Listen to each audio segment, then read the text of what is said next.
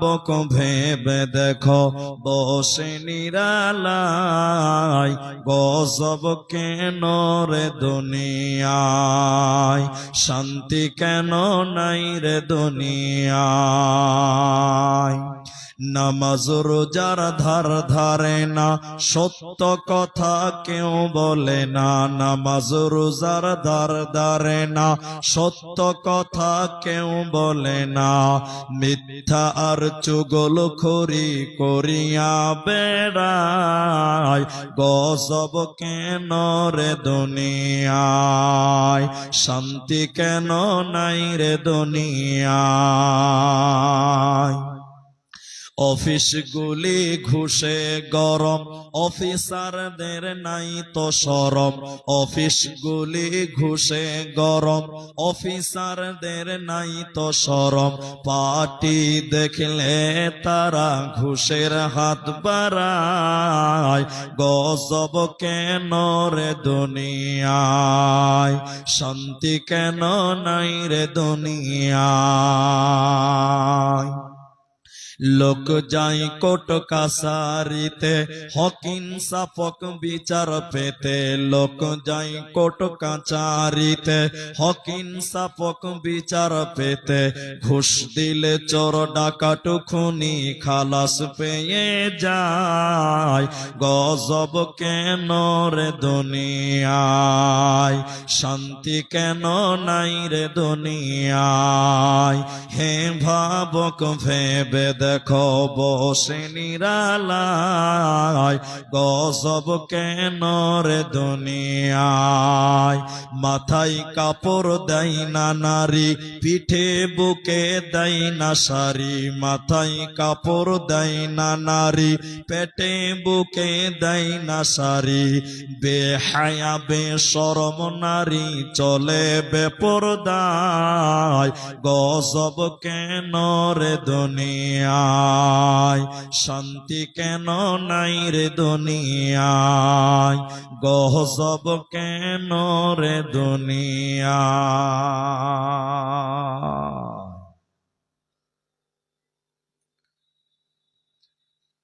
শ্রদ্ধেয় সম্মানীয় চলমান সভার সুযোগ্য সভাপতি, স্টেজে ওলামায়ে কেরাম, অতিথিবৃন্দ, সামনে বসে থাকা দিনদার ইমানদার মুমিন ভাই সকল, দোয়ার কান্টারি মুরব্বী সমাজ, স্নেহের কচি কাঁচা, পর্দার অন্তরালে বসে থাকা মুমিনা সলেহা মা ও বোনেরা, প্রাণ প্রিয় ইসলামপুরবাসী, পুকুরিয়া মালদাবাসী, সর্বাগ্রীষে সে মহান আল্লাহ তাবারক ওয়া তাআলার প্রশংসা জ্ঞাপন করি যে আল্লাহ তাবারক ওয়া তাআলা আমাদেরকে এক মাদ্রাসা কেন্দ্রিক আয়োজিত মাহফিলে বসিয়ে কোরআন এবং হাদিসের আলোচনা করার, আমাদের শ্রবণ করার যিনি তৌফিক ইনায়াত করেছেন, সেই মহান মুনিবের দরবারে শুকরিয়া আদায় করি। আমরা সকলেই বলি আলহামদুলিল্লাহ। দরুদ ও সালাম বর্ষিত হোক সরকারে কায়নাত তাজদারে মাদানী, নবী কুল শিরোমণি, ইমামুল আম্বিয়া, নবী মক্কি, নবী মাদানী, নবী আহমদ, নবী মুহাম্মদুর রাসূলুল্লাহ সাল্লাল্লাহু আলাইহি ওয়াসাল্লাম। আল্লাহুম্মা আমিন, আল্লাহুম্মা সাল্লি আলাইহি, আল্লাহুম্মা বারিক আলাইহি। মোহতারাম ভাইও, আজিজ ও বুজুর্গ দোস্ত, কোরআনুল কারীমের সূরা জিলজাল থেকে দুটি আয়াত এবং হাদিসে নববী থেকে একটি মাত্র হাদিসের টুকরো পাঠ করেছি।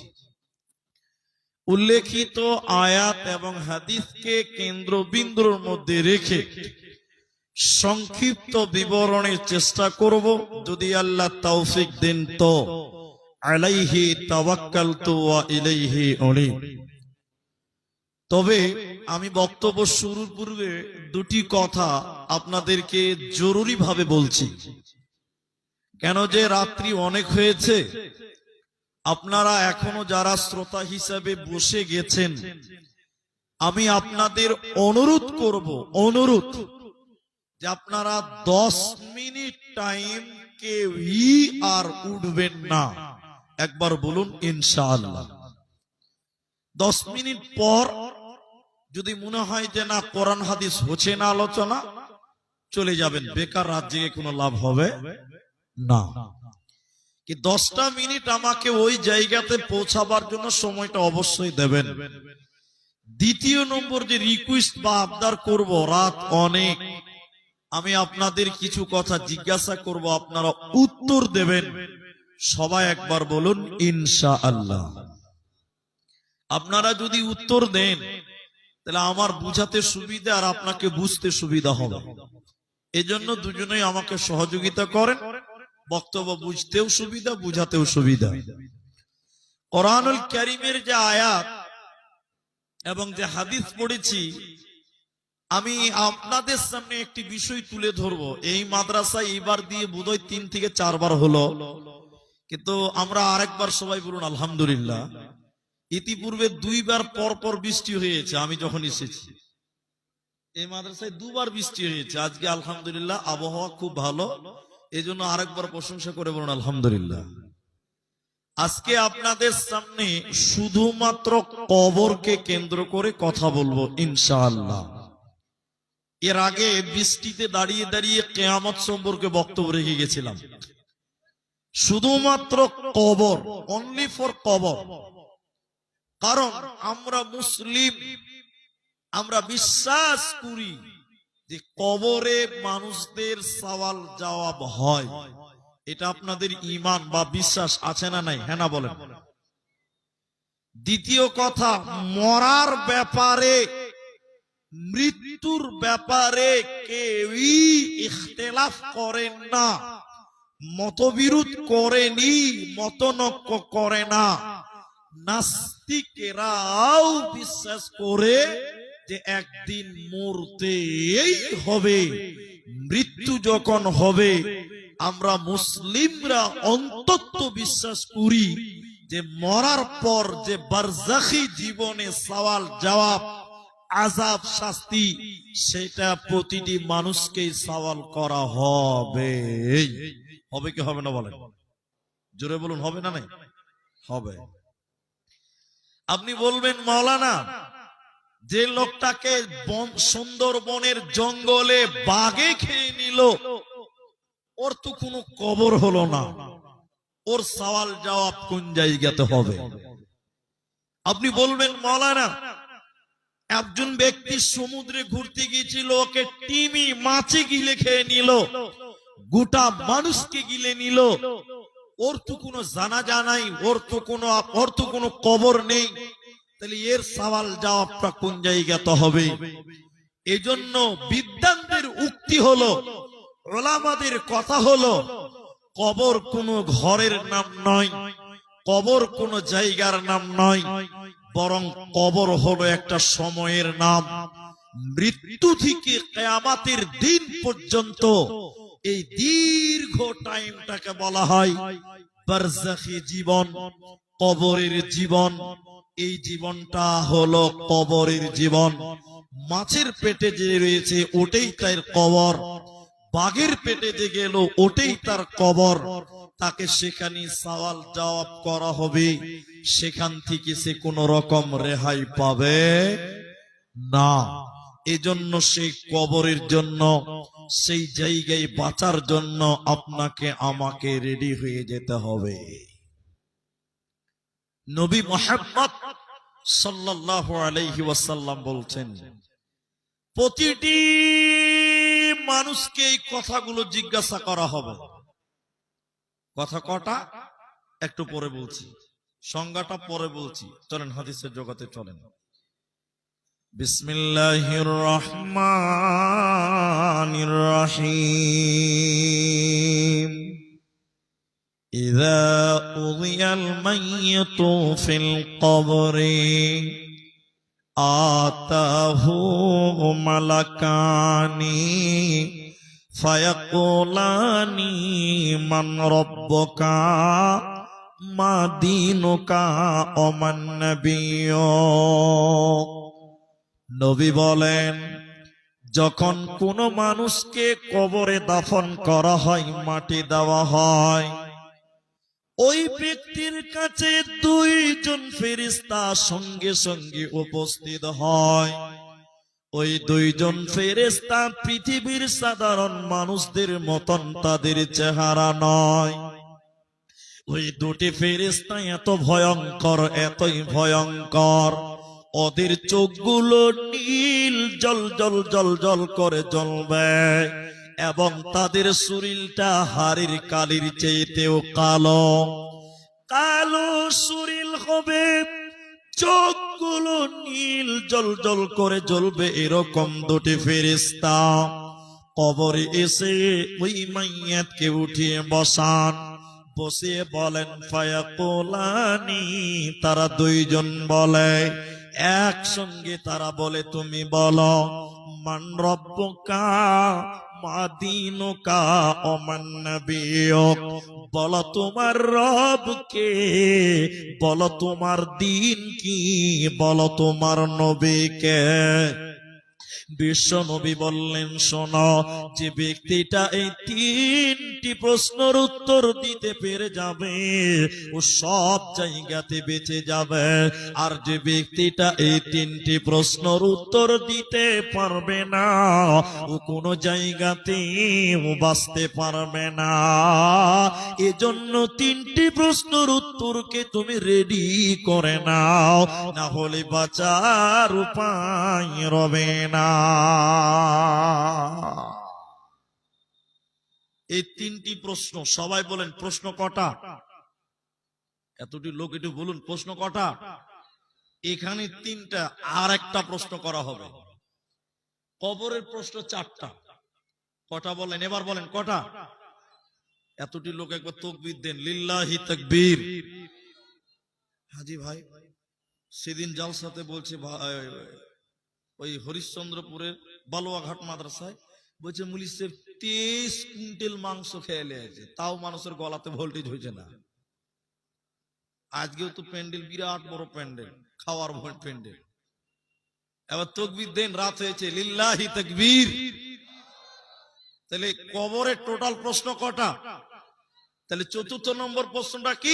এই তিনটির যখন উত্তর দিবেন তখন আর একটা করা হবে, এইগুলো তুমি উত্তর দিলে কেমন করে এটাও তোমাকে বলতে হবে, এটাও বলতে হবে।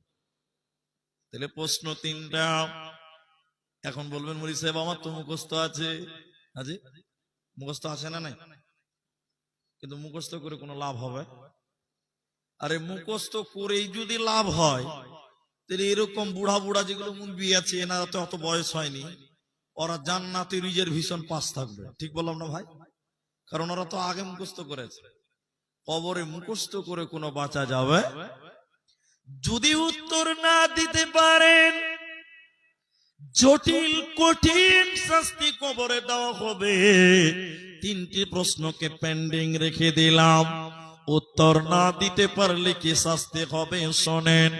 হাদিসটির রাবী হযরতে আনাস রাদিয়াল্লাহু তাআলা আনহু, নবী বলেন, যখন কোন মানুষকে কবরে সমাধি করা হয়, যখন কোন মাইয়াতকে কবরে দাফন করা হয়, দুজন ফেরেশতা এসে উঠিয়া, এবং সে যখন উঠে তখন সে আমাদের পায়ের আওয়াজ শুনতে পায়। এই দুইজন ফেরেশতা কবরে বিশ্ব নবীর ছবি দেখান, নবীজির ছবি দেখান। বলা হয়, এই লোকটাকে, ইনি কে তোমরা বলো। এই লোকটা মানে নবীজির কথা বলা হচ্ছে। ইমানদার লোক বলেন, তিনি আল্লাহর নবী এবং তার বান্দা, ইনি আল্লাহর বান্দা এবং তার রাসূল। ফেরেশতারা তখন বলে, এদিকে তাকাও।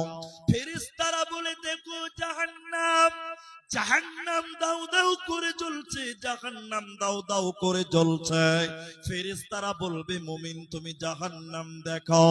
জাহান্নাম সে দেখবে, এরপরে আল্লাহ জাহান্নামকে সরিয়ে দেবে, ওই লোকের সামনে জান্নাতকে তুলে ধরা হবে। ফেরেশতারা বলবে আল্লাহর বান্দা মুমিন রে, তোমার জন্য জাহান্নাম বরাদ্দ ছিল। যখন তুমি কবরে নবীদের পরিচয় দিতে পেরেছ, নবীদের প্রশ্নের উত্তর দিতে পেরে গেছ, আল্লাহ তোমার সেই জাহান্নাম পরিবর্তন করে তোমার জন্য জান্নাতে রেখেছে। অতএব যে লোকটা কবরে উত্তর দিতে পারবে, আল্লাহ তার কবরে জান্নাতকে দেখাবে, ওর বাসস্থান জান্নাতকে আল্লাহ কবরেই দেখাবে। আর যদি লোকটা বেঈমান হয়, লোকটা যদি মুনাফিক হয়, বেনামাজি হয়, লোকটা যদি বেপরদা নারী হয়, এক কথায় লোকটা যদি পাপিষ্ট ব্যক্তি হয়, এই মুনাফিক এবং কাফেরের কবরে ফেরেশতারা এসে বলবেন ইনি কে? নবীজির ছবি দেখিয়ে বলবেন তুমি বলো এই ব্যক্তিটাকে, ইনার সম্পর্কে কি জানতে বলো। কাফের বলবে জানি না, লা আদরি, আমি কিচ্ছু জানি না, আমি নবীকে আমি চিনতাম না, আমি তিনার পরিচয় জানি না। ফেরেশতারা তাকে দুটি কথা বলবে, কেন তুমি চিনলে না? কেন তুমি তাকে জানতে পারোনি? তুমি তো পাগল ছিলে না, তোমার ব্রেন বড় ভালো ছিল, দুনিয়া বুঝেছিলা, রাজনীতি বুঝেছিলা, সংসার বুঝেছিলা, ব্যবসা বুঝতে এত সুন্দর ব্রেন তোমাকে দেওয়া হয়েছিল, তুমি নবীজিকে কেন চিনতে পারলে না? ফেরেশতারা আবার বলবে বেঈমান, কাফেরকে বলবে, বেনামাজিকে বলবে, মুনাফিককে ফেরেশতা বলবে বলো কোরআন ঘেটে কেন, হাদিস ঘেটে কেন, কোরআন ঘেটে কেন নবীজির পরিচয় বার করতে পারো নাই? নবীজিকে কেন তুমি চিনতে পারো নাই?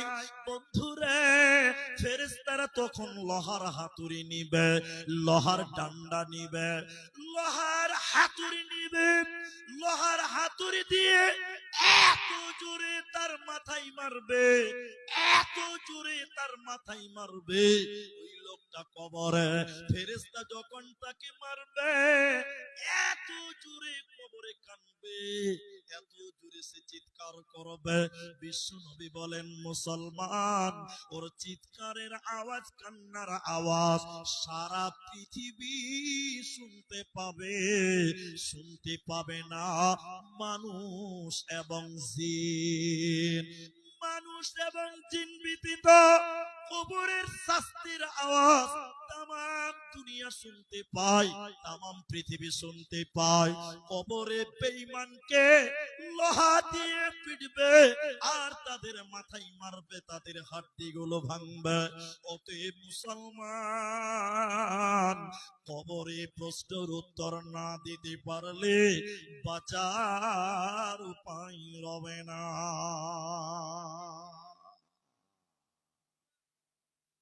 এবার আমার দিকে দেখেন, একটু হেনা বলেন, বাস তাইলি হয়ে যাবে। অনেক লোক দেখবেন গরু বাঁধবে তো কবরস্থানের একদম সামনে যে গরু বাঁধে, বাঁধে না আপনাদের দিকে? এরা কথাই যে বলে না গো, গরু গরু গরু একদম কবরস্থানের বাউন্ডারিতে গরু বাঁধছে। ওলামা একরাম সতর্ক করেছেন, ওলামা একরাম সতর্ক করেছেন, না, গরুকে কবরের সামনে বাঁধিও না, কবরের কাছে বাঁধিও না। কেন বলুন তো? কবরে যে শাস্তি হচ্ছে, আল্লাহর নবী বলছেন ওই শাস্তি, ওই চিৎকারের আওয়াজ আপনি বুঝতে পারেন না, কিন্তু গরু শুনতেও পায়, বুঝতেও পারে। অতএব আপনি বলবেন মাওলানা আমরা মানুষ আমরা শুনতে পাই না, আর গরু শুনতে পায়? বলে পায়। কেমন পায়? এটা উদাহরণ দিলে বুঝতে পারবেন। প্লেনে কেউ উঠেছেন? প্লেনে প্লেনে আপনারা কেউ প্লেনে উঠেননি? উঠেছেন? প্লেনে উঠলে দেখবেন একটা মেয়ে ছেলে বা কেউ মাইকে বলে দেয় अपना अपना मोबाइल नेटवर्क को बंद कर दीजिए, নিজের মোবাইলটাকে ফ্লাই মোড করে দাও, এরোপ্লেন মোড করে দাও। আর যদিও থাকে নেটওয়ার্ক পাবে না। যখন 3000 ফুট উপরে বিমানটা উড়বে তখন দেখবেন আমাদের মোবাইল আর কাজ করে না, নেটওয়ার্ক থাকে একটু বলুন, থাকে না। কিন্তু আপনারা জানেন কিনা ওটা আমার জানা নাই, তাই আমি বলছি। প্লেনটা যে উড়ছে বুঝলেন, প্লেনটা যে লোক পাইলট উড়াচ্ছে, যে পাইলটটা উড়াচ্ছে, ও প্লেনটা চালাচ্ছে আবার নেট চালাচ্ছে বলেই চালাচ্ছে। নেটটা চলছে ওর বলেই, কম্পিউটার চলছে বলেই প্লেনটা উড়াতে পারছে। যদি নেটওয়ার্ক ওর বন্ধ হয়ে যায় তাহলে এয়ারপোর্টের সঙ্গে ওর যোগাযোগটা একবার বিচ্ছিন্ন হয়ে যাবে। যাবে কি যাবে না? কথাটা বুঝতে পারলেন? তাহলে ওর কম্পিউটারে নেটওয়ার্ক পেল, এয়ারপোর্টের সঙ্গে যোগাযোগ করছে, কলকাতা বিমানবন্দরের সঙ্গে যোগাযোগ করছে, 3000 ফুট উপরে আছে, যোগাযোগ করছে কোথায় নামতে হবে, কত নম্বর রানওয়ে নামবো, কোন সাইডে নামবো, কতক্ষণের মধ্যে নামবো, সব যোগাযোগ হচ্ছে। আপনি বলবেন আমার মোবাইলে টাওয়ারই পাই না, আর ও আবার কথা বলছে, নেটও চালাচ্ছে। আল্লাহ বলছেন ওইটা তোরা বুঝতে পারবি না রে। তো কবরের আযাব গরু শুনতে পায়, পাখি শুনতে পায়, তামাম পৃথিবী শুনতে পায়, শুনতে পায় না শুধু মানুষ এবং জিন। মানুষ এবং জিন ব্যতীত কবরের আযাব গোটা দুনিয়া শুনতে পায়। এই জন্য মুসলমান কবরে মানুষদেরকে কঠিন কঠিন জটিল শাস্তির সম্মুখীন হতে হয়। এই জন্য দুনিয়াতে হুঁশিয়ার হও, সতর্ক হও, সাবধান হও, না হলে কবরে তোমাদের বাঁচার উপায়। আরেকটা হাদিস শোনাই, হাদিসের রাবী যায়েদ বিন সাবিত রাদিয়াল্লাহু তাআলা আনহু। এদিকে দেখেন ভাইয়েরা বোনেরা, বিশ্ব নবী নাজ্জার গোত্রের একটা বাগানের সামনে দিয়ে যাচ্ছে। আজকে দুনিয়াতে টোটো, অটো, বাস, ট্রেন, বিভিন্ন রকম যানবাহন, বিশ্ব নবীর যুগে এগুলো ছিল না। ঘোড়ার উপরে, উটের উপরে, গাধার উপরে সওয়ার হতে হতো। বিশ্ব নবী এটা গাধার উপরে বসেছিল। ওই গাধাটা একটা বংশ, নাজ্জার গোত্র, ওদের কোন বাগানের সামনে দিয়ে যাচ্ছিল গাধা, নবী তার উপরে বসেছিল। হঠাৎ করে কোন এক জায়গাতে ওই গাধাটা লাফাতে লাগলো। নবী বলেন অবাক হয়ে গেলাম, এত জোরে লাফাতে লাগলো, মনে হলো আমি নবীকে গাধা পিঠ থেকে ফেলে দেবে। আমি বিশ্ব নবী নেমে গেলাম, লক্ষ্য করে দেখলাম ওই ডান দিকে বাঁ দিকে তাকিয়ে দেখলাম ওই জায়গাতে 5টা কিংবা 6খানা কবর রয়েছে। 5-6টি কবর। আমি নেমে গিয়ে জিজ্ঞাসা করলাম সঙ্গীদেরকে, ওখানকার মানুষদেরকে বললাম, বলো তোমরা কি বলতে পারো এরা কারা, কি অবস্থায় মারা গেছে, তোমরা কি কেউ জানো? তারা বলতে লাগলেন, ইয়া রাসূলুল্লাহ, এরা সবাই মুশরিক হালাতে মারা গেছে, ঈমান নিয়ে তারা মরে নাই, বেঈমান হয়ে তারা মারা গেছে, মুশরিক হয়ে মারা গেছে। আল্লাহর নবী কন্দনরত হয়ে বলতে লাগলেন, সঙ্গী সাথীরা, কবরে মানুষকে কঠিন বিপদে ফেলা হয়, কবরে মানুষকে কঠিন পরীক্ষার সম্মুখীন করা হয়, কবরে আযাব এত ভয়ঙ্কর। আমি নবী, আল্লাহ আমাকে জানিয়েছে, আমার মন চাইছে আমি একটু দোয়া করে দেই, আল্লাহ তুমি আমার উম্মতের লোকদেরকে কবরের আযাব শুনিয়ে দাও। কিন্তু আমার ভয় হচ্ছে, মানুষ যদি কবরের আযাব শুনতে পায়, কেউ নিজের মাকে কবর দিতে চাইবে না। মানুষ যদি কবরের শাস্তি শুনতে পায়, কেউ নিজের বাবাকে কবর দিবে না। ভয়ে মানুষেরা কবর ছেড়ে দিবে, কবর দেওয়া বাদ দিয়ে দিবে। এই ভয় আমি নবীর দিলে, যদি আমার দিলে ভয় না হতো, আমি আল্লাহকে বলতাম, আল্লাহ তামাম পৃথিবীর মুসলমানদেরকে কবরের আযাব শুনিয়ে দাও। নবীজি এরপরে বললেন, হে লোক সকলেরা, কঠিন বিপদে ফেলা হবে তোমাদের কবরে, আল্লাহর কাছে দোয়া করো, আল্লাহ যেন তোমাদের কবরের আযাব থেকে রক্ষা করে। লোকেরা বলতে লাগলেন, আল্লাহ আপনি আমাদের কবরের আযাব থেকে মুক্তি করে দেন। এরপর নবী বললেন, আল্লাহর কাছে দোয়া করো আল্লাহ যেন তোমাদের জাহান্নাম থেকে পরিত্রাণ দেয়।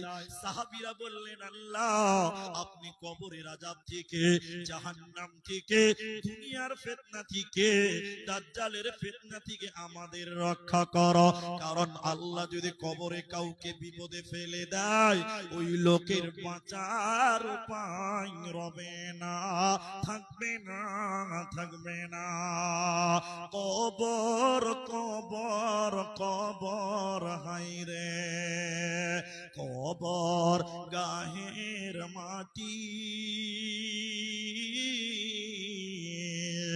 দুনিয়ার সব মায়ার পেছনে তোমারে জেনে শেখাটে।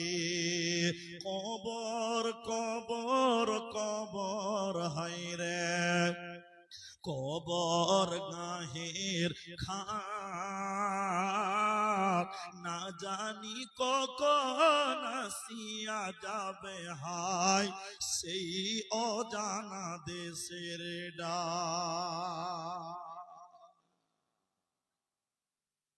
কবরে কঠিন পরীক্ষা।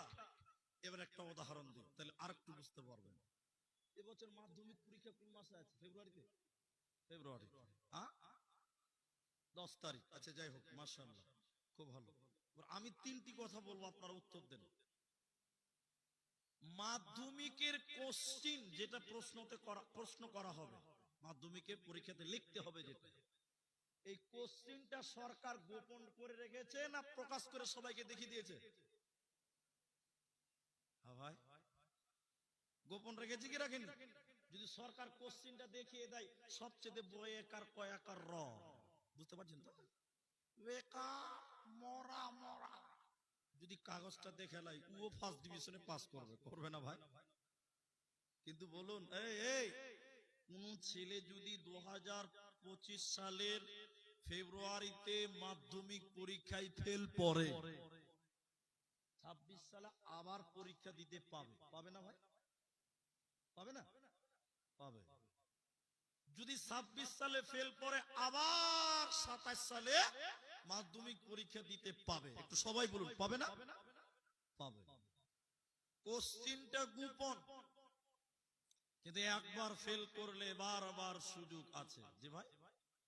কিন্তু এবার বলুন, কবরের যে প্রশ্ন, ওইটা গোপন করা আছে না প্রকাশ করা আছে? আবার প্রকাশ করা আছে। কিন্তু কেউ যদি কবরে একবার যে বলে, আল্লাহ এবার পারলাম না, আর একবার এসে উত্তরটা দেব, বলুন সুযোগ পাওয়া যাবে? সবটি লোক বলুন পাবেন? এক চান্সে আপনাকে আমাকে পার হতে হবে। কবরে দ্বিতীয় চান্স বলে কোনো অপশন সেখানে দেওয়া হবে না। এই জন্য গভীর মনোযোগ, খুব সতর্ক হয়ে যাও। এই তিনটি প্রশ্নকে তুমি রেডি করে নাও, রেডি করে নাও, রেডি করে নাও, অন্যথায় বাঁচার উপায় না। তিনটি প্রশ্ন আমি রেখে দিয়েছি, ওটা আলোচনা করব। খালি কবরের শাস্তিগুলো একটু একটু করে আলোচনা করি। আরেকটা হাদিস শোনাই, আব্দুল্লাহ ইবনে মাসউদ, ইবনে আব্বাস, তিনি রাবী, তিনি বললেন, নবীদের দুটি কবরের সামনে দিয়ে হেঁটে যাচ্ছিল। যারা যুবক ছিল, এই যুবক, এই বন্ধু লোক, শুনেন আমার দিকে দেখেন। দুটি কবরের সামনে দিয়ে নবী যাচ্ছিল। হঠাৎ করে নবীজি দাঁড়িয়ে গিয়ে বললেন, এই কবর দুটিতে শাস্তি দেওয়া হচ্ছে। নবী আলিমুল গায়ব, নাউজুবিল্লাহ, আস্তাগফিরুল্লাহ না, আল্লাহ নবীকে ওহীর মাধ্যমে জানিয়েছে, নবী জেনেছে। নবী দুটি কবর দেখে বললেন, এই দুটি কবরে শাস্তি দেওয়া হচ্ছে। নবী এরপরে বলেন, তোমরা কি মনে করো বিরাট বড় বড় পাপ করেছে তাই শাস্তি দেওয়া হচ্ছে? না না না, অল্প ছোট ছোট পাপ, ক্ষুদ্র ক্ষুদ্র গুনাহ, এই ছোট পাপের কারণে এদের কবরে শাস্তি দেওয়া হয়। কি শাস্তি? কিসের লিগে? পেশাব করে পানি লিত না। পেশাব করে কি লিত না? ভাই, এখন এখন মুসলমান ছেলে আছে, আপনার এলাকাতেও আছে, আপনি না বললে কি হবে? রাস্তাতে যেতে যেতে পেশাব লেগেছে, এমন টাইট জিন্সের প্যান্ট বসতেও পারবে না, ভদ্রলোক চেন খুলে একদম সাম্মাসাল দাঁড়িয়ে দাঁড়িয়ে চালু করে দিচ্ছে। এরকম লোক নাই ভাই? ওকে পানি নিতে হবে কি হবে না? কোনো কারণে যদি পানি না থাকে, তাহলে মাটি হোক আর কিছু হোক আর কিছু হোক, টিস্যু হোক, ওকে পবিত্রতা অর্জন করতে হবে, হবে না ভাই? কিন্তু ভদ্রলোক এমন ভদ্রলোক, পেশাব চেপেছে, ডান দিক পা দিক দেখলে চেন খুলে দেখছে, একদম মোটর চালু করে দেখছেন 5G স্পিডে চলছে একদম। আর হায়া নাই, শরম নাই, লজ্জা নাই। ও যে মুসলমানের বাচ্চা এটাও ভুলেই গেছে, মনে হচ্ছে অমুসলিমের বাচ্চা, ওর গায়ে কোনো ইজ্জত সম্মানই বুঝে নাও। ছি ছি ছি। নবী বললেন পেশাব করেছে, পবিত্রতা অর্জন করতো না, ভালো করে পেশাব করতো, ধুত করতো না, পবিত্রতা অর্জন করতো না। এই সামান্য অপরাধের কারণে এই কবরে শাস্তি দেওয়া হচ্ছে। তাহলে কবরে শাস্তি হওয়ার যত কারণ আছে, ওর মধ্যে এটা হলো একটা, পেশাব করে ভালো করে পবিত্রতা অর্জন না করা। এজন্য মুসলমান ভাই, আপনি পবিত্রতা অর্জন করুন, নারী হোক পুরুষ হোক, পেশাব করার পর ভালো করে পানি দিয়ে ধৌত করা। আবার ওই ওদের মতন করিয়েন না, ওরা তো হায়া সরন বিক্রি করে খেয়ে লেগেছে, পেশাব করার পর ঢেল এরকম করে ধইরা রেখেছে, টেড়া করে করে হাঁটছে, ইট পাথর দিয়ে বলে 12 কদম হাঁটতে হবে। শুনেছেন আপনারা এই কথা? শুনেননি? ইউটিউবে পাবেন, ইউটিউবে পাবেন। মাটি আছে, পানি আছে, এত কিছু থাকার পরে ওই ইট পাথর নাকি ওইখানে ওই মেশিনে ধরে রেখে হাঁটতে হবে। শরম লাগবে না ভাই? ইসলাম শরমের কথা বলে না। আল হায়াউ মিনাল ঈমান ওয়াল ঈমানু ফিল জান্নাত, রাসূলের হাদিস, মুসলিমের বর্ণনা। নবী বলছেন যার হায়া নাই তার ঈমান নাই, যার ঈমান নাই তার জন্য জান্নাত নেই। যার হায়া আছে তার ঈমান আছে, যার ঈমান আছে তার জান্নাত আছে, যার ঈমান নাই তার হায়া নাই, যার হায়া নাই তার জান্নাতও নাই। এইজন্য লজ্জা শরম করতে হবে। কি করতে হবে? কবরে শাস্তি হচ্ছে কেন? পেশাব করে ভালো করে ধৌত করতো না, পানি নিত না। দ্বিতীয় নম্বর, চুগলখোর লোক। চুগলখোর মানে গ্রামে এর কথা ওর কাছে বলতো, ওর কথা এর কাছে বলে দণ্ড লাগাতো, ঝামেলা লাগাতো, অশান্তি লাগাতো, ঝগড়া লাগাতো। এই চুগলখোর লোক কবরে তাদের শাস্তি দেওয়া হবে, এদের কোনো উপায় থাকবে না। বোনেরে আমার, কবরে কেমন কেমন শাস্তি হতে পারে খান করে শুনেলেন। কি শাস্তি হবে এই কথাটা আপনি কর্ণপাত করে শুনেলেন হাদিসের রাবি আবু হুরায়রা। আল্লাহর নবী বলেন, ঈমানদার ব্যক্তি, নামাজি লোক, পরহেজগার লোক কবরে যখন আসবে, ফেরেশতারা বলবে মান হাজা রাজুলুন, এই ব্যক্তিটাকে বলো। এই মানুষটাকে নবীজির দিকে ইশারা করা হচ্ছে, ইঙ্গিত করা হচ্ছে, বলো কে? কে সেই ব্যক্তি? সকলে আমার সঙ্গে বলেন, ঈমানদার লোক বলেন আশহাদু আল্লাহ, একটু বলুন, আশহাদু আল্লা ইলাহা ইল্লাল্লাহ ওয়া আশহাদু আন্না মুহাম্মাদান আবদুহু ওয়া রাসূলুহু। বলবে ইনি আল্লাহর বান্দা এবং তিনি আখিরি নবী, নবী মুহাম্মদুর রাসূলুল্লাহ সাল্লাল্লাহু আলাইহি ওয়াসাল্লাম। ফেরেশতারা তখন বলবে, জানতাম মুমিন তুমি এইরকম কিছু বলবে। কি হবে তখন? আল্লাহ কবরকে বলবে, কবর প্রশস্ত হয়ে যা। এদিকে দেখেন, এদিকে এদিকে, 1 হাত 1.5 হাত জায়গা চওড়া। কবরটা কয় হাত চওড়া বললাম? 1.5 হাত। দেখেন 1.5 হাত জায়গা। বিশ্বনবী বলছেন, যখন তুমি কবর উত্তর দিবে, নবীর পরিচয়, তোমার কবরটাকে চেওড়া করা হবে, প্রশস্ত করা হবে। ও ইসলামপুর মুসলমান, সম্বলপুরের মুসলমান, কতটা চওড়া হবে? নবী মুহাম্মদ বলেছেন 70 হাত কবরটাকে প্রশস্ত করে দেওয়া হবে। সবাই বলুন সুবহানাল্লাহ। কত হাত? 70 হাত মানে বুঝতে পারছেন তো, এটা বিশাল বড় বিল্ডিং, অত বড় চওড়া হবে।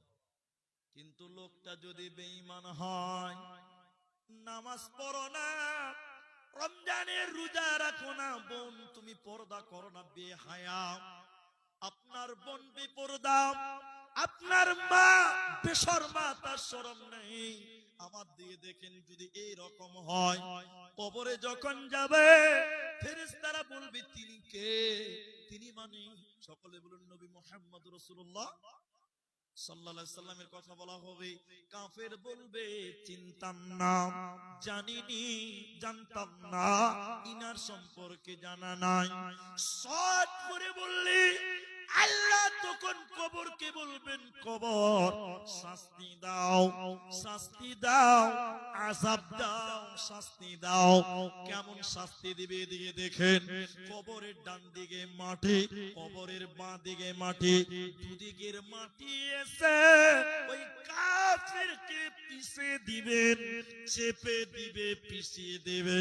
বিশ্ব নবী বলেন ওর ডান দিকের হাড্ডি গুলো এইরকম বাঁ দিকে ঢুকে যাবে, আর বাঁ দিকের হাড্ডি গুলো ডান দিকে ঢুকে যাবে। এইভাবে কঠিন শাস্তি বেঈমানদের কবরে দেওয়া হবে, কাফেরদের কবরে কঠিন শাস্তি দেওয়া হবে, ওদের কোনো উপায় থাকবে না। আমি যখন ছাত্র ছিলাম, এটা আমার ব্যক্তিগত কথা বলছি, আমি যখন ছোট ছিলাম, ছোট বলতে ওই ধরেন 3-4 পড়ি, ক্লাস 3-4 পড়ি, আল্লাহর কসম করে বলছি আপনাকে কথাটাকে মজবুত করার জন্য বলছি, কবরের শাস্তি দুনিয়াতে দেখবেন, আমি নিজে দেখেছি, আপনাকে দেখাচ্ছি। এদিকে দেখেন, আমার দিকে দেখেন, একটা জানাজাতে গেছিলাম ছাত্রকালে, দিনটা ছিল জুমার দিন। সবাই বলুন কিসের দিন? জুমার নামাজের পর জানাজার হলো, এবার দাফন কাফন হবে। আমার দিকে দেখেন, আমি তালবে ইলম, তখন আমিও জানাজার মাটি দেওয়ার লিগে দাঁড়িয়ে আছি, খালি মাইয়াতকে রেখেছে আর উপরে বাঁশ দিয়েছে, ধারি, ধারি মানে পাটির মতনই, বাঁশ দিয়ে বানাই, যেটা ওইটা দিয়ে উপরে মাটি দিতে শুরু করেছে। বিশ্বাস করবেন না, হয়তো খুব বেশি হলে 20 থেকে 25টা লোক মাটি দিয়েছে, আমরা তখনও মাটি দিতে পাইনি। জুমার দিন ছিল, কবর এমন ভাবে হিলতে লাগলো, একদম ভূমিকম্প হলে যেরকম দুললে হিলে, ওইভাবে কবরটা হিলতে লাগলো। বিশ্বাস হবে কিনা জানি না, আশেপাশে গাছ ছিল, তাকিয়ে দেখলাম গাছের একটা পাতাও হিলে না, একটা ডাল হিলে না, কিন্তু কবরটা এইভাবে ভূমিকম্পের মতন হিলছে। সেদিন মানুষেরা কবর দেওয়া বাদ দিয়ে দৌড়তে দৌড়তে পালিয়ে গেল। আত্মীয় স্বজনেরা তাড়াতাড়ি কবর দিয়ে কোদল দিয়ে মাটি চাপা দিয়ে রেখে দিল। এই ছিল কবরের নিজের চোখে দেখার একটা বাস্তব ঘটনা। আর আজকের মুসলমান, তুমি কবরের শাস্তি কি করে অস্বীকার করো? আম্মা জান আয়েশা রাদিয়াল্লাহু তাআলা আনহা, বুখারী হাদিস, আমার দিকে দেখেন,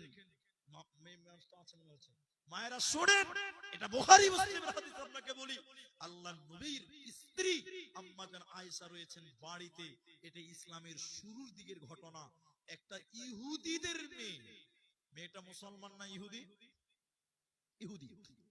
ইহুদিদের মেয়ে আয়েশার কাছে এসেছেন, গল্প শুরু হলো। মেয়েদের গল্প অনেক রকম হয়, ইহুদি মেয়েটা গল্প শুরু করেছে কিসের? না কবরের গল্প। আমাদের আয়েশা শুনছে কবরের কথা। শেষ পর্যায়ে ইহুদি মহিলা নবীর বিবি আয়েশাকে বললেন, আয়েশা, আল্লাহ যেন আপনাকে কবরের আযাব থেকে মুক্তি দেয়। আপনারা একবার আমিন বলেন। আম্মা জান আয়েশা বলেন, অবাক হয়ে গেলাম, কবরে কি আযাব হয় আমি নবীর বিবি আয়েশাও জানতাম না। মেয়েটা ইহুদি চলে গেল, বিশ্ব নবী আমার বাড়িতে এলো। আমি নবীকে বললাম, নবী গো, ইহুদিদের একজন মহিলা আমার কাছে এসেছিল, অনেকক্ষণ কবরের কথা বলছিল, শেষের বেলায় বললেন, আয়েশা, আল্লাহ যেন তোমাকে কবরের আযাব না দেয়। নবী গো, কবরের আযাব কি সত্যি হয়? কবরে কি সত্যি আযাব হয়? নবী বললেন, আয়েশা রে, আযাবুল কবরি হাক্কুন, কবরের আযাব বড় সত্য রে আয়েশা, কবরের আযাব বড় সত্য রে আয়েশা। কবরে মানুষকে কঠিন আযাব দেওয়া হবে রে আয়েশা। অতএব নবী বলেন, আয়েশা বলেন, এরপরে নবী নামাজ যখনই পড়তেন তখন তিনি কবরের আযাব থেকে মুক্তি চাইতেন। যখনই নবী নামাজ পড়তেন আল্লাহর কাছে কবরের আযাব থেকে মুক্তি চাইতেন। কি বলে মুক্তি চাইতেন? হাদিসে বিভিন্ন শব্দ পাওয়া যায়, আপনাদের একটা দোয়া শিখিয়ে দিব ইনশাআল্লাহ। তাহলে তোমরাও কবরের আযাব থেকে বাঁচার জন্য দোয়া করো, আল্লাহকে কেঁদে কেঁদে বলো, কারণ কবর কোনো পরিচয় জানে না। ধনী চিনে না, গরিব চিনে না, মালিক চিনে না, গোলাম চিনে না। কবরে সবাইকে সাদা কাফন পরিয়ে দেওয়া হবে, কারো কাফনের কাপড়ে কোনো পকেট বানানো হবে না। এবার চলুন, ওই যে তিনটি প্রশ্ন আপনাদের কাছে রেখেছি, এই তিনটি প্রশ্নকে নিয়ে এবার একটু কথা বলি। মাঝখানে একটা কথা বলি ভাই, রাত 12:30 বাজে, আপনাদের কি বিরক্ত হচ্ছে ভাই? ভাই মাদ্রাসা জালসা তো একটু রাত হয়েই গেছে, ম্যানেজ করে নিতে হবে। তবে 12টা অবধি জালসা হলে বেশি ভালো হয়। তো আস্তে আস্তে মানুষ জাগ্রত হচ্ছে, মানুষের পরিবর্তন হচ্ছে, হবে ইনশাআল্লাহ। তবে আপনাদেরকে বলি, আমরা আছি তো, একবার ইনশাআল্লাহ বলো। তিনটি প্রশ্ন, এখন যদি মুখস্থ করে কবরে যাওয়া হয় কোনো লাভ হবে? এরা কথা বলে না যে কোন কোন কবরের কাছে যে আজান দিয়েছে, আজান আজান আপনারা দেখেছেন কেউ আজান দিতে? দু চারটা লোক বসে দেখেছে, আমি দেখেছি। জি ভাই, কবরের কাছে আজান দিতে আপনারা কেউ দেখেছেন? দিচ্ছে কি আজান? এদিকে দেখেন, এদিকে মেয়েদের দান, একটু পরে দোয়া করছে। হ্যাঁ একটু পরে দোয়া করছে ভাই, একটু পরে দোয়া করবো, ধৈর্য ধরেন। কবরের কাছে আজান দিচ্ছে কেন? আমার দিকে দেখেন, আমি নিজে দেখেছি, নিজে। আল্লাহু আকবার। বক্তা মানুষ তো জি খালি কুজুর কুজুর কুজুর, যেটা শিখালি ফতোয়াটা শিখে নেওয়া হবে। তো আমি ভাই ছোটদের কাছেও শিখি, ছোট হলো তো কি হলো, দিন শিখতে লজ্জা কিছু না জি ভাই। তো আমি বললাম যে ভাই আজান দিচ্ছেন, আমরা তো কোনোদিন আজান দিই না, তা আজান কেন দিচ্ছেন জি ভাই? তো বলছে যে কেন আপনি জানেন না আজান দিতে হয়? বলে না, এটা আমার জানাই নাই। বলে কেন আজান দিলেন? আমার দিকে দেখেন কি উত্তর দিচ্ছে, দেখেন। বলছে মুলি সাহেব, আজান দিলে শয়তান পালিয়ে যায়। এটা কিন্তু সত্য। আজান দিলে কি পালায় বললাম? কেমন করে পালাই জানেন? ওই থার্ড ক্লাস বাংলাটা বলবো, পেছনের রাস্তাতে হাওয়া বের করতে করতে করতে করতে পালায়। এর চেয়ে বাংলা আর ভালো বলতে পারলাম না। শয়তান একদম ওইটা বার করতে করতে পালায়। তা আমি বললাম এটা তো আমি জানি যে আজান দিলে শয়তান পালায়, তুই এখানে কেন আজান দিলা? তো বলছে মুলি সাহেব, কবরে এখন ফেরেশতা প্রশ্ন করবে, আজান দিয়ে শয়তানটিকে তাড়িয়ে দিলাম, ডিস্টার্ব যেন করতে না পারে। কত নম্বর শয়তান খালি ভাবতে পারছেন? হ্যাঁ ভাই, ওই যে শয়তান তাড়িয়ে দিলাম। আরেকটা ঘটনা শোনাই আপনাদেরকে, এখানে নাই আমার কাছে, যাক পড়ে গেছে হয়তো বা। একজন মুলবি সাহেব 22 হাতের পাগড়ি পড়ে আছে, এত লম্বা পাগড়ি। একটা লোককে কবরে নামাচ্ছে, ওই জায়গাতে এদিকে দেখেন, এদিকে দেখেন, আমার দিকে দেখেন, শিখতেছেন তো। খাতা কলমে লিখছে, কি লিখছে? মান রব্বুকা, উত্তর লিখছে রব্বি আল্লাহ। মা দিনুকা, উত্তর লিখছে দ্বীনুল ইসলাম। যে লিখছে ওর আবার লম্বা পাগড়ি বানা, বড় হুজুর, যেমন তেমন হুজুর লয়। আর 3 নম্বর লিখছে ওমান নবিউকা, লিখছে নবী মুহাম্মদুর রাসূলুল্লাহ। ওই কাগজটা কবরে ভরে দিচ্ছে। কোথায় ভরছে? কবরে ভরে দিচ্ছে। দেখছি তো ভাই, এগুলো শিক্ষা হয়েছে জি ভাই। তো আমি ও জু লেখছে, ওকে আবার 5,000 টাকা বেতন লাগবে। কত লাগবে বললাম? আরে বলেন না একটু। তা আমি বললাম যে ভাই এটা কি হচ্ছে? তাহলে আমাকে ও ছেলেগুলো বলছে, সাহেব বড় হুজুর প্রশ্নের উত্তর লিখে দিয়েছে, কবরে যখন ফেরেশতারা প্রশ্ন চাইবে এই হুজুরের কাগজ দেখে দেখে উত্তর দিয়ে দিবে। তখন আমি বলছি, ওরে শালা খ্যাপার পেটের খ্যাপা, এই কাগজ দেখেই যদি উত্তর দেওয়া যায় তাহলে নামাজ রোজা করে আর কোনো লাভ আছে? কথা বলে না।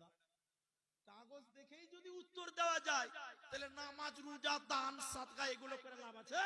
সারা জীবন সুদ খাও, ঘুষ খাও, বড় হুজুরকে 5 কিনে দিবি রে, 50,000 টাকা দিয়ে লিখেলে কবরে পাস করে যাবে। আসলে কি কবরে দেখে দেখে বাঁচা যাবে? কথা বলে না, যাবে না। কবরে বাঁচবে কি? ঈমান, ঈমান, ঈমান আর আমাল। একটা লোক কোনদিন সওয়ালগুলো মুখস্থ করলো না, পড়লো না, কিন্তু তার ঈমান, তার আমাল বরকরার দুনিয়াতে। এই লোকটা যখন কবরে যাবে, মুখস্থ করতে হবে না।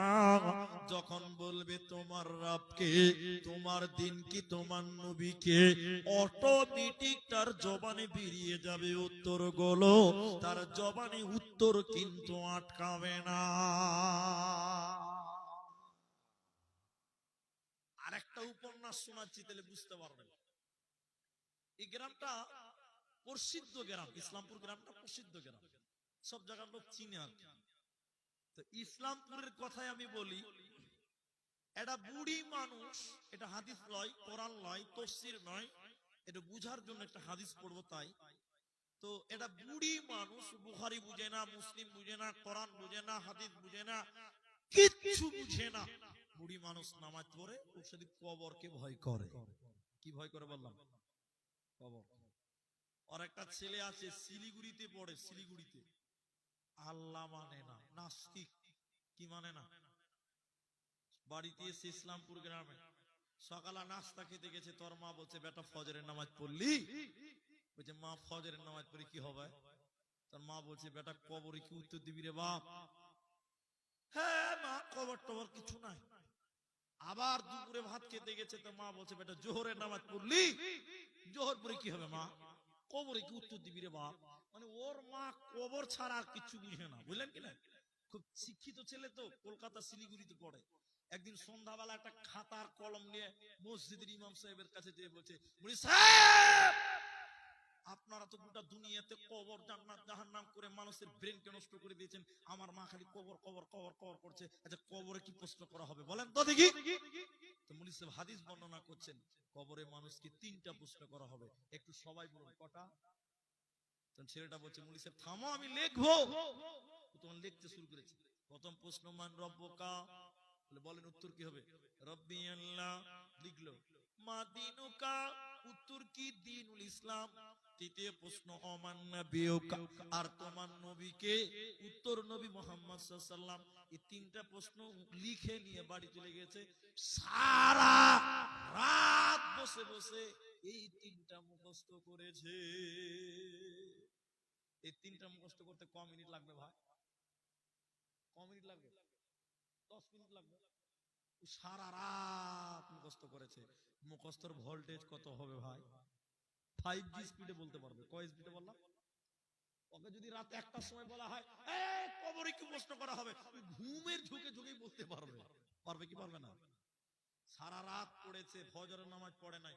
বেলা 8টার সময় নাস্তা করতে উঠে বলছে মাগে নাস্তা দিবি না?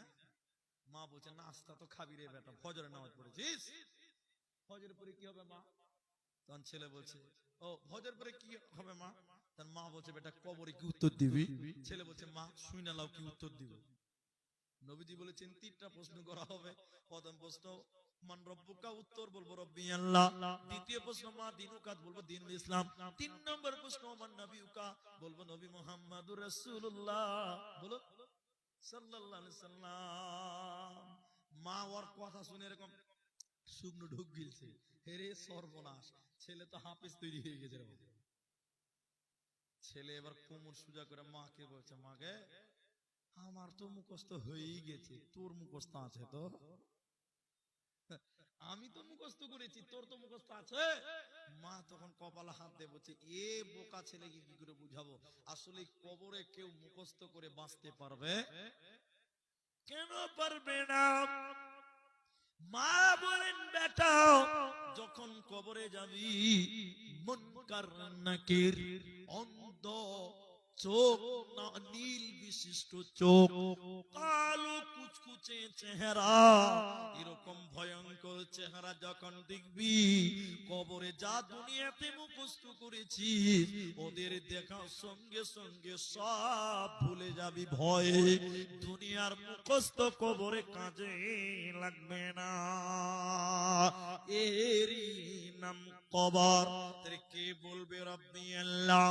যে লোকটা দুনিয়াতে আল্লাহকে রব বলে মেনে নিয়েছিল। কোরআন বলছে ইন্নাল্লাযীনা ক্বালু রাব্বুনাল্লাহ, নিশ্চয়ই যারা আল্লাহকে আল্লাহ বলে মানবে, রবকে যারা রব বলে মানবে, সুম্মাস্তাকামু, এর উপরেই যারা অবিচল থাকবে, এর উপরে যারা বরকরার থাকবে, তাতানাজ্জালু আলাইহিমুল মালাইকা, ওদের কাছে যখন ফেরেশতা আসবে, আল্লাহ তাখাফু, ফেরেশতারা বলবে তুমি ভয় খেও না, ওয়ালা তাহজানু, তুমি দুশ্চিন্তা করিও না, ওয়া আবশিরু, সুসংবাদ গ্রহণ করো, বিল জান্নাতিল্লাতী কুনতুম তুআদুন, যে জান্নাতের ব্যাপারে দুনিয়াতে তোমাদেরকে ওয়াদা দেওয়া হয়েছিল। অতএব যারা আল্লাহকে আল্লাহ বলে দুনিয়াতে মানবে, সুম্মাস্তাকামু, এবং আল্লাহকে রব বলে দুনিয়া গড়বে, এর উপরে দুনিয়াতে চলবে, এদের কবরে কোনো চিন্তা থাকবে না, ওদের মরার পরেও কোনো টেনশন থাকবে না। অতএব আল্লাহকে আল্লাহ বলে মেনে না। দ্বিতীয় নম্বরটা, এটা একদম সুজা, একদম সুজা, ওটাকে রেখে দিলাম 2 নম্বর। 3 নম্বরটা শুনেন, ওমান নবিয়ুক, তোমার নবী কে? তোমার নবী কে? যে লোকটা সারা জীবন রাসূলের দুশমনি করলো, ওই লোক নবীর নাম কবরে বলতে পারবে?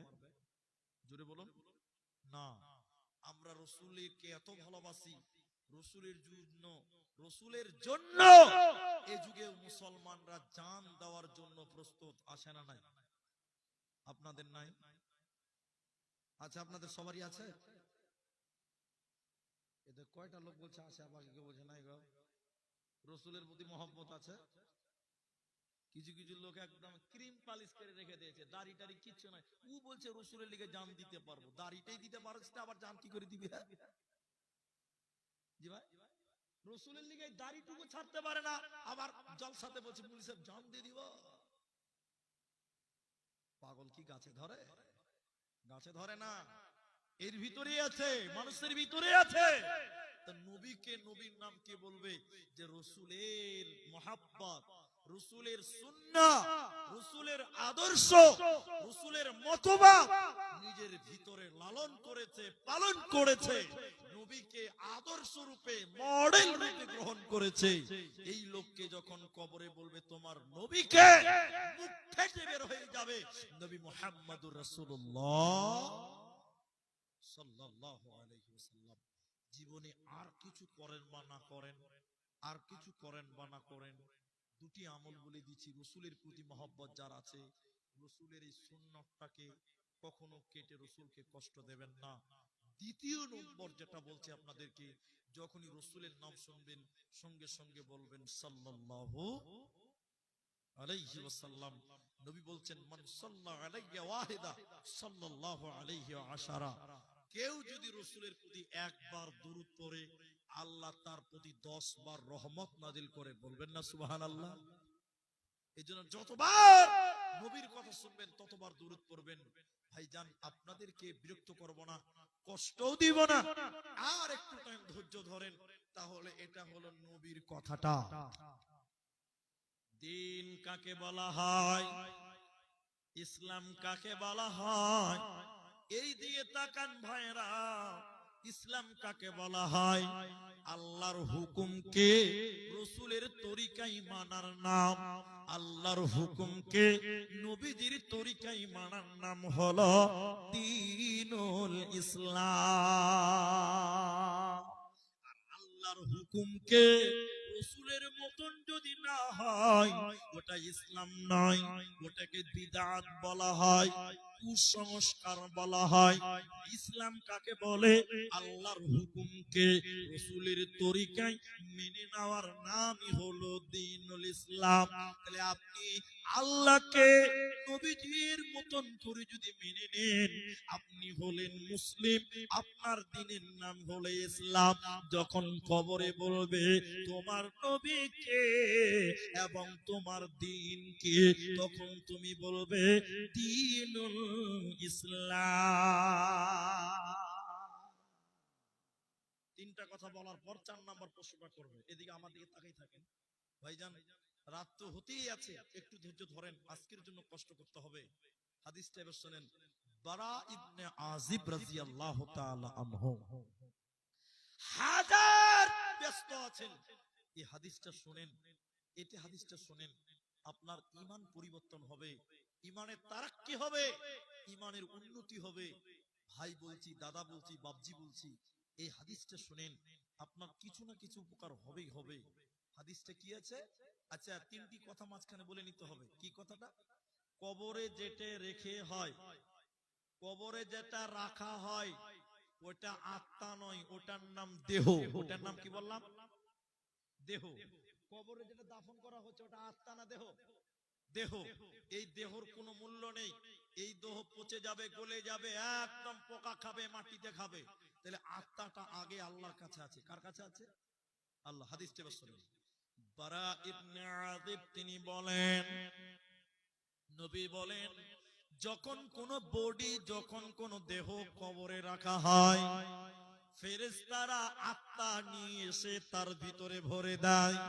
মানে মওত যখন হয়েছে আল্লাহর কাছে ট্রান্সফার হয়, ওইটা আবার বডির ভিতরে ভরে দেয়।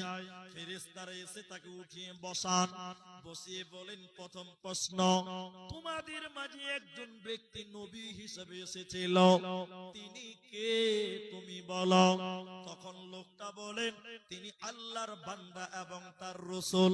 এবার ফেরেশতারা বলেন, কি করে তুমি বললে বলো? কেমন করে তুমি জানলে নবীর পরিচয়? কি করে তুমি জেনেছো বলো? লোকটা তখন বলে, কে?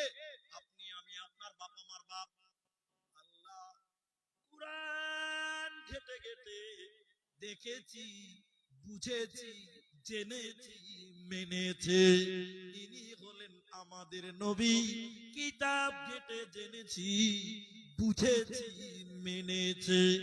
আসমান থেকে আল্লাহ তখন বলতে থাকে, আমার বান্দা সত্য বলেছে, আমার বান্দা ঠিক বলেছে, আমার বান্দা সত্য বলেছে। আসমান থেকে স্বয়ং আল্লাহ বলতে থাকে। আল্লাহ কি বলেন? ফেরেশতা,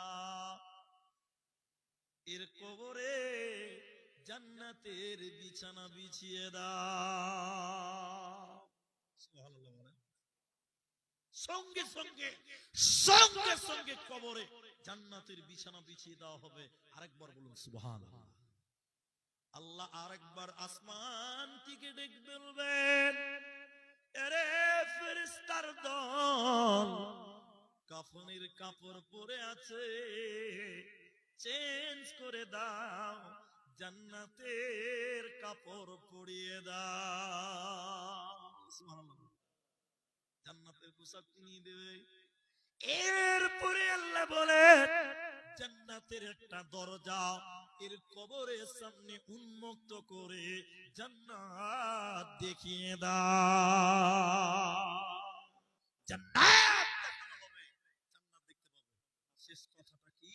এদিকে দেখুন, এটা সুন্দর চেহারা, চকচকা ঝকঝকে নুরানি চেহারা, এরকম ফর্সা শরীরের একজন লোক ওই কবরে এসে বলবেন, সুসংবাদ গ্রহণ করো, আমি সুসংবাদদাতা, সুসংবাদ গ্রহণ করো, আমি সুসংবাদদাতা। যে লোকটা কবরে আছে মোটা মোটা করে দেখবে আর বলবে, বারে এত সুন্দর চেহারা, তুমি আবার সুসংবাদ দিতে চাও, কে তুমি, কে? লোকটা তখন বলবে, আমি তোমার ওই আমল। কোন আমল? দুনিয়াতে নামাজ পড়েছো, রোজা করেছো, দান করেছো, এতিমদেরকে খিলিয়েছো, আমি তোমার সেই ভালো ভালো আমল আরেকবার বলুন সুবহানাল্লাহ। ভাইজান, অনেক লোক চলে গেলেন অল্প টাইমের ভিতরে। আমি আপনাদেরকে শেষ অনুরোধ করব, আমি বক্তব্য রাখছিলাম কিন্তু ঘড়ির কাঁটায় 1:45 হতে চলে গেছে। কতক্ষণ আর ধৈর্য ধরবেন আপনারা আমি জানি না, তবে একজন একজন করে উঠতে উঠতে উঠতে উঠতে উঠতে লাস্টে ফাঁকা ময়দান হয়ে যাবে। তাই আমি আপনাদেরকে বলি, এখানে যেটি মানুষ আছেন ভাই, মাঠটা অনেক বড়, কিন্তু শুরু থেকে কিরকম মানুষ ছিল আমার জানা ছিল না। আমি আপনাদের জন্য একটু দোয়া করব। এখন ঘড়িতে বাজে পাক্কা 1:45, আধা ঘন্টা 30 মিনিট টাইম আমাকে আপনারা দেন। 30 মিনিট পর মন চাইলে আপনারা চলে যাবেন, তখন আপনাদেরকে আর রুখবো না। 30 মিনিট টাইম আপনারা আমাদেরকে দেন, আমাকে দেন, আপনারা তারপরে বাড়ি চলে যাবেন। আমি 30 মিনিট পরে একটু দোয়া করব, একটু দোয়া করব, আপনারা শুধু আমিন বলবেন, বাস এটুকুই। আপনারা 30 মিনিট টাইম কি বসতে পারবেন না ভাই? ও বাবজি, এতক্ষণ তো হাদিস কোরআনের কথা শুনলেন, 30টা মিনিট টাইম আমাকে দেন।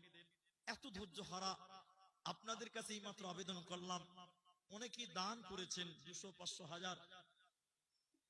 এখানে কিছু গয়নাগাটিও আছে, তবে আপনাদেরকে অনুরোধ করব, কারণ আপনাদেরকে তো আমি ভালোভাবে চিনি, আপনাদের চেনা আছে। এবছর আপনাদের এই পলাশবনা, হরিপুর, ইসলামপুর, রাজাপুর 4টা মাদ্রাসাতেই ডেট হয়ে গেছে, দাওয়াত হয়ে গেছে। কি করে হয়েছে আমি জানি না। তাই আমি আপনাদের অনুরোধ করি, আপনারা আধা ঘন্টা টাইম বসেন। আর আপনারা যারা 1000, 2000, 5000 করে টাকা দেবেন, আপনারা একটু উঠা আসেন, আমি একটু দোয়াও দিই আপনাদেরকে। মায়েদের ভিতরে একজন দিয়েছেন 500 টাকা, আর একটা নাকের মনে হয় গয়না আছে, একটা নাকের গয়না আছে। দোয়া করি, বসো, তুমি বসো, তুমি বসো, তুমি বসো, আমি একটু দোয়া করি। ভাই, আপনারা ধৈর্য হারা হবেন না আল্লাহর রাস্তে। আমি একটা দোয়া শিখিয়ে দিব বলেছি, কবরের শাস্তি থেকে বাঁচার জন্য আমি একটা দোয়া শিক্ষা দিব বলেছি। আপনারা দান করতে লেগেছেন, আর আমি আপনাদের চাইবো, রাত অনেক যেহেতু হয়ে গেছে, আপনারা যারা 1000 টাকা দেবেন, 5000 টাকা দেবেন, আপনারা উঠে আসেন। কেন দিবেন?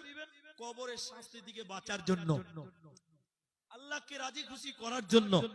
অতএব যারা 1000 টাকা নিয়ে দিবেন মনে করেছেন, একটু উঠা আসেন এই মাদ্রাসাটার জন্য।